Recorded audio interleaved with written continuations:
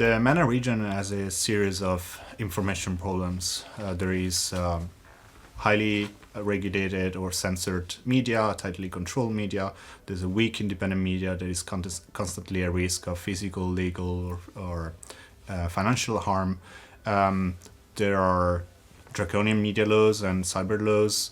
There's arrest, harassment, and killing of influencers. There's moderation biases on social media platforms when it comes to Arabic.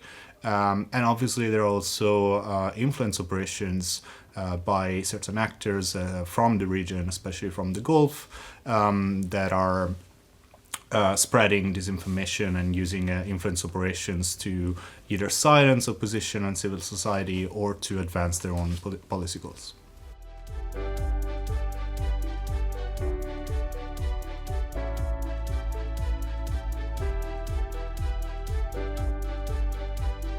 In terms of solutions, there's no silver bullet. There's nothing that can be done to magically fix this.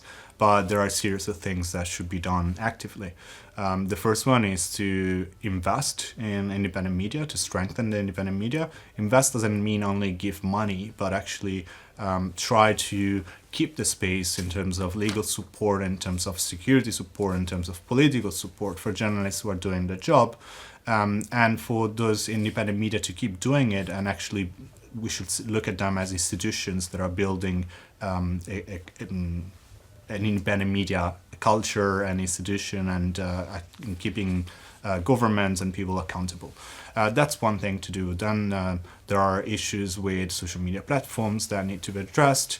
Specifically, maybe have safety and moderation policies that are not designed by private tech companies, or even when it's related to EU regulations that are not only looking at the problems of the global north, but also involve voices and civil society and actively also cultural references and other things related to the MENA region.